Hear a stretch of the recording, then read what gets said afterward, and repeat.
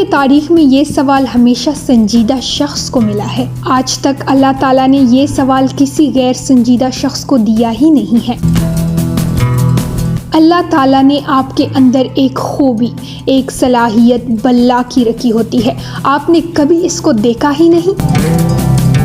आप ये ज़रूर देखें कि अल्लाह ताला ने आपको कौन सी ख़ास सलाहियत से नवाजा है।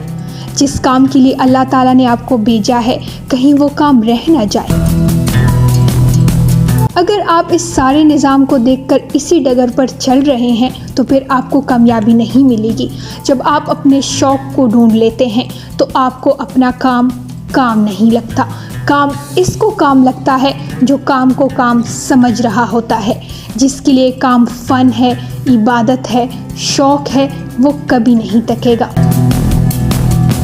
जब आप अपने आप को तलाश कर लेते हैं तो सबसे पहला तोहफ़ा जो कुदरत आपको देती है वो है आपका अपनी ज़ात पर एतमाद। कुदरत की हर चीज़ को पता है कि मैं किस लिए हूँ। जैसे सूरज रोशनी देने के लिए है, फूल खुशबू देने के लिए है, दरिया पानी के बहाव के लिए है। ये आपकी छोटी सी ज़िंदगी है। दोबारा इस दुनिया में आपको नहीं आना, आपको एक बार मौका मिला है। लिहाजा अपने अंदर ये संजीदा सवाल पैदा करें। एक शख्स अपनी बेहतरीन सलाहियतों का इजहार करता है तो वो शानदार बन जाता है। हम सारी ज़िंदगी इंतज़ार करते हैं कि अगले वक्त में बेहतर करेंगे, मगर वो अगला वक्त कभी नहीं आता। इसके लिए बेहतर यही है कि हम अपनी बेहतरीन सलाहियतों का इजहार फौरी करना शुरू कर दें।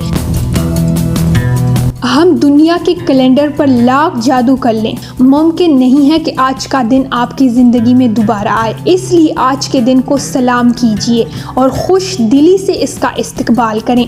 आज का दिन अल्लाह ताला ने आपको इनाम के तौर पर दिया है, इसका बेहतरीन इस्तेमाल कीजिए। किसी को भी यकीन नहीं कि वो आने वाले कल में ज़िंदा रहेगा या नहीं। यकीन सिर्फ यही है कि इस वक्त सांस चल रही है।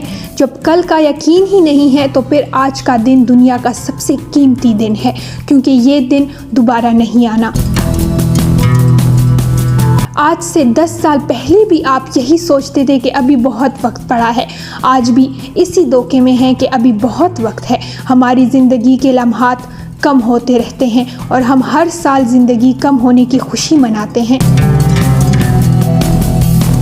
गुज़रे दिनों की खुशी मनाने के बजाय अक्लमंदी ये है कि गुज़रते वक्त को शानदार बना लिया जाए।